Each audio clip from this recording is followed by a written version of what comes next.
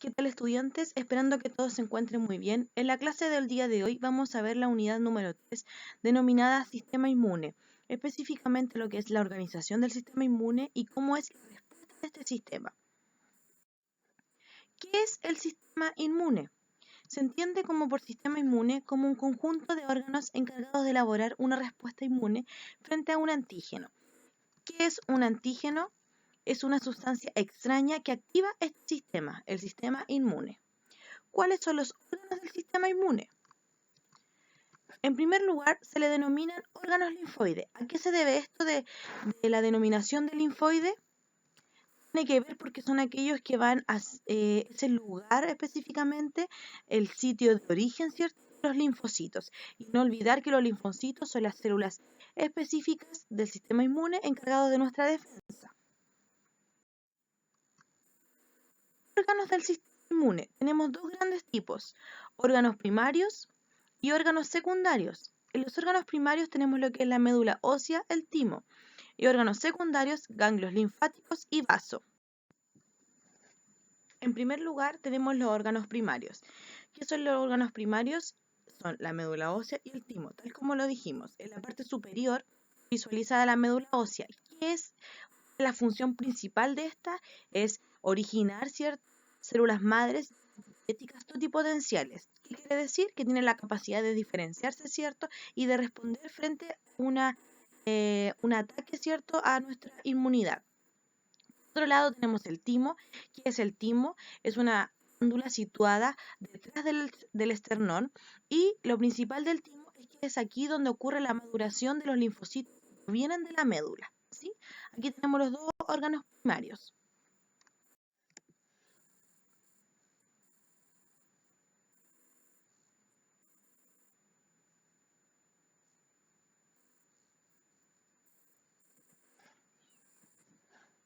Los órganos primarios, ¿cuál es el camino que toman?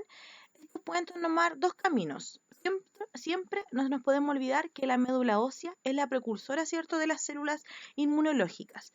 Por un lado, una puede permanecer en la médula ósea y diferenciarse aquí hasta convertirse en un anticuerpo. Ese es el camino que más se conoce. Y por otro lado, o que más se estudia. Y por otro lado, diferenciarse en el timo, ¿cierto? Y transformarse en lo que es una célula T. Y aquí tenemos tres opciones: H, C, S.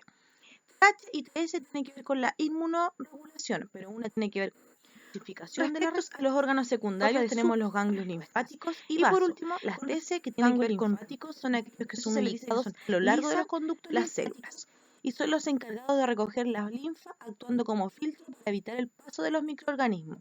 Aquí tenemos una imagen que representa un ganglio linfático. ¿Cómo se distribuye este ganglio linfático? Aquí claramente se va a visualizar lo que es la corteza, y es aquí donde se encuentran los linfocitos B. Más al centro tenemos la médula, y aquí ¿qué vamos a encontrar en la médula? Todos aquellos que son los linfocitos ya maduros, que se van a diferenciar posteriormente. Y en la paracorteza, ¿cierto?, que ya es los más rosaditos, se ubican los linfocitos T. Por otro lado, tenemos el vaso. ¿Qué es el vaso? El vaso es un órgano ubicado en la zona abdominal. ¿Qué es lo particular del vaso? Que está compuesto por dos tipos de tejido, una pulpa roja que le denominan y una pulpa blanca. ¿Qué es lo particular de esto? Van a formar parte del tejido inmunológico, que es lo que vamos a ver a continuación. Tenemos tres tipos de tejidos: GALT, BALT y MALT. GALT se asocia con lo que es principalmente protección al tubo digestivo, dentro de lo que encontramos amígdalas y apéndice vermiforme. Por otro lado tenemos BALT, que es el BAL es lo que va a proteger a lo que es el aparato respiratorio, y MALT todo lo que son nuestras mucosas, ¿ya? Ya como mucosa, todo lo que tiene que ver con nariz, todo lo que elimina lo que son las paredes gástricas, ¿sí? Todo lo que es mucus. Células del sistema inmune. Tenemos diferentes sistemas del sistema inmune. Si bien en la mayoría se conocen, por ejemplo, los glóbulos blancos, lo que son las plaquetas, eritrocitos, etcétera, pero lo que es lo importante de estudiar este aspecto es que estas provienen de una célula primaria, que son lo que se les denominan como células. Se ve acá, ¿ya? Acá estas pueden tomar dos caminos: el camino amiloide y el camino linfoide. mieloide tiene que ver con lo que es la médula, y linfoide, otra que es como por la linfa, específicamente timo u otra precursora en específica. Con respecto al camino mieloide, tenemos que se van a producir de diferenciación celular, ¿cierto? Diversas lo que son las plaquetas encargadas, por ejemplo, de la coagulación sanguínea, los eritrocitos, ¿cierto? Que son lo que son los glóbulos rojos. Tenemos los basófilos, ensófilos, los monocitos y células dendríticas. Todo esto tiene que ser con una función específica de inmunología, ya sea fagocitar, ya sea envolver, guardar, etc.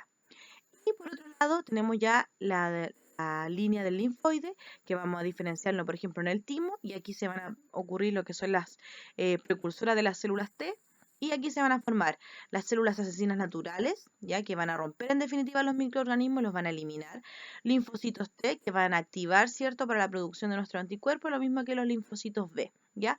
En el caso de los linfocitos B, la vía que sigue es de ser precursora de la célula, específicamente del camino linfoide, ser precursora de la célula B. Respecto a la inmunidad, tenemos dos tipos grandes de inmunidad: la inmunidad innata y la adaptativa. La palabra inmunidad se asocia a la capacidad de que no es atacable por ciertas enfermedades o que está exento de ciertas cargas, penas, ¿ya? Si bien las penas tienen que ver con las emociones, igual se asocia o se ha demostrado en definitiva que influyen, ¿cierto?, en nuestro sistema inmunológico. Inmunidad innata tiene que ver con la inmunidad que uno la tiene desde siempre, ¿cierto?, que se activa automáticamente, a diferencia de la adaptativa, que es un tiempo más prolongado y que es mucho más específica. Las vamos a ver a continuación. La inmunidad innata, tal como se ve acá, se menciona que se está presente de forma natural en el organismo, ¿ya? Desde siempre uno la va a tener. Se define como un conjunto de mecanismos que tienden a evitar invasión a los agentes patógenos. ¿Qué es lo característico de la inmunidad innata? Que está dirigida contra estructuras presentes en diferentes clases de microbios. Y estas estructuras van a ser receptoras, ¿ya? O reconocidas en definitiva por receptores endógenos, los cuales cambian indefinitivamente y generan una respuesta. Lo particular de la inmunidad innata es que esta no va a producir una memoria. Por lo tanto, si hay alguien que atacó por medio de esta inmunidad, luego puede volver a atacar, la célula no va a guardar. Eso se le dice no produce memoria, a diferencia que la vamos a ver a continuación, ocurre con la inmunidad adaptativa.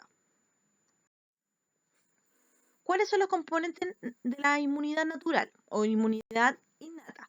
Tenemos tres tipos, que son las barreras naturales, células fagocitarias y las vías de complemento.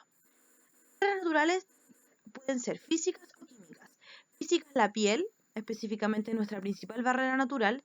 Químicas, las mucosas, como lo habíamos nombrado, ¿cierto? Las células en el aparato, en lo que son los tejidos digestivos, ¿ya? O las paredes de nuestro intestino. Células fagocitarias, macrófagos y neutrófilos. ¿Qué hacen esta en definitiva? Van a envolver, ¿cierto?, el microorganismo y los van a eliminar directamente. Y un tercer proceso es la vía de complemento, que es la que se va a visualizar acá.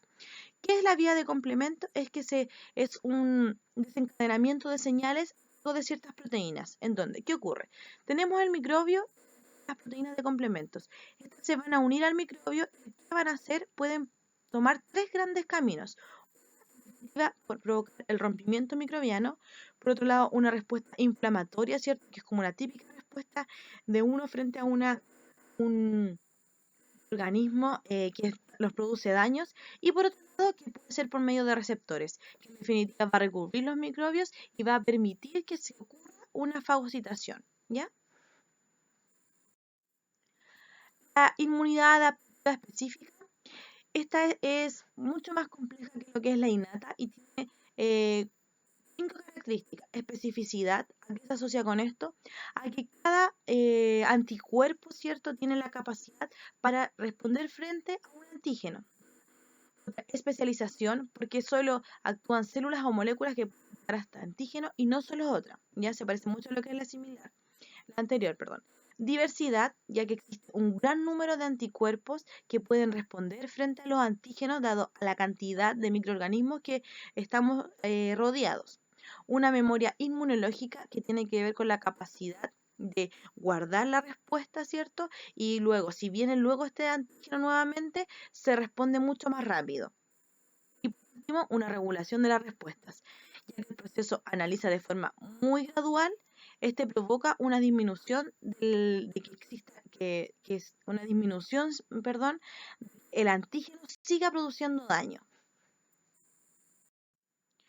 Mecanismo de acción. ¿Cómo funciona en definitiva la inmunidad adaptativa? Puede tomar dos caminos, una que está acá que es la humoral y la otra la inmunidad celular. ¿Ya? Dentro de la celular puede tomar a su vez dos caminos. La inmunidad humoral tiene que ver con la principalmente que estudiamos y que es como paralela a lo que ocurre con la inmunidad innata. Ya funcionan de la manera muy similar. Tenemos bacterias celulares, se activan de inmediato los linfocitos B, perdón, producen la elaboración de anticuerpos y estos anticuerpos, ¿cierto?, van a eliminar las bacterias. ¿Sí? Respecto a la inmunidad celular, se asocia a que, en primer lugar, tenemos un microorganismo fagocitado por macrófagos, ¿ya? Se activan los linfocitos T y esto es que provoca la activación de macrófagos que dan lugar en definitiva a la muerte del microorganismo, ¿ya? O sea, la activación de linfocitos provoca la activación de macrófagos.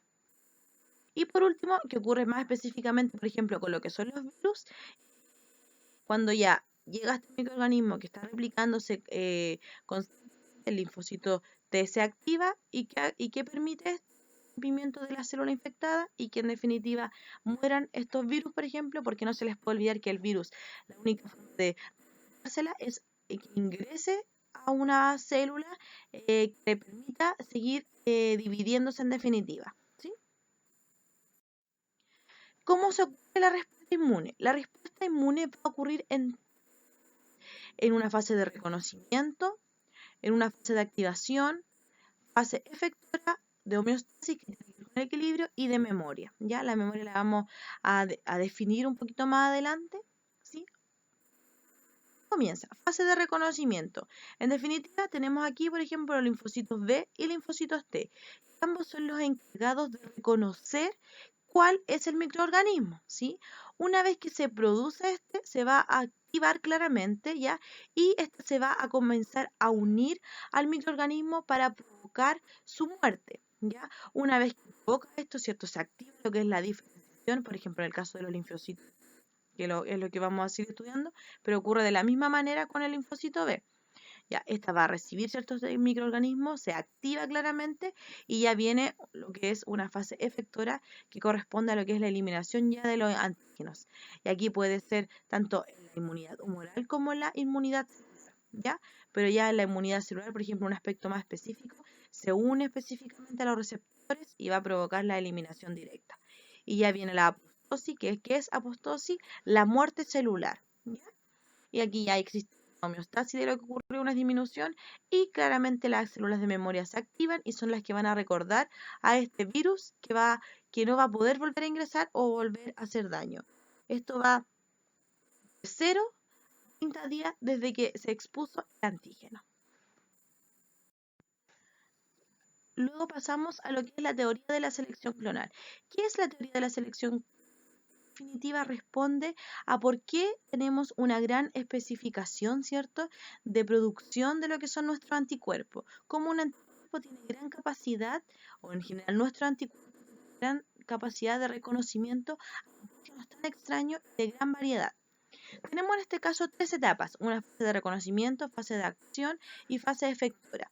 La idea de la selección clonal es en definitiva que se siga proliferando estos cuerpos, ¿cierto?, que van a defendernos cuando vuelva, por ejemplo, el mismo antígeno que estuvo en una primera ocasión. Y es por eso que cuando uno tiene una enfermedad y vuelve, por ejemplo, la misma enfermedad, la forma de mejorarse es mucho más rápida, porque ya pasó por un proceso de selección clonal, o sea, ya tenemos los anticuerpos específicos diferenciados y que nos van a defender cuando ésta quiera, en definitiva, activarse. ¿Cómo se da esto? Tenemos el antígeno A, se va a reconocer, ¿cierto?, con los anticuerpos. Va a tener la capacidad de dividirse claramente, de proliferarse y de guardarse en las células de la memoria para que no vuelvan a provocarnos un daño en específico. Y ya lo último que vamos a ver tiene que ver con lo que es la memoria inmunológica y que se entiende como memoria inmunológica como una característica especial que presenta la respuesta específica del sistema inmune. La memoria inmunológica es similar o es lo mismo en realidad a lo que hablábamos con la última etapa, la teoría clonal, en donde una vez que ya se reconoce el antígeno, tenemos unas células específicas que se le llaman células de memoria y que estas guardan la información del antígeno para que cuando vuelva a atacar se realice una respuesta mucho más rápida y más duradera, ¿ya? De esta forma, sí, el antígeno es destruido con mayor rapidez y así no se producirá nuevamente la enfermedad. Esto es un aspecto sumamente importante en el sistema inmune y que tiene que ver con lo que son las vacunas. Ahora, por el tema de las vacunas, los invito a revisar el material complementario y a responder una preguntita que está ahí en la guía. Y además, no olvidar hacer las actividades de aprendizaje y quedo atento a sus comentarios.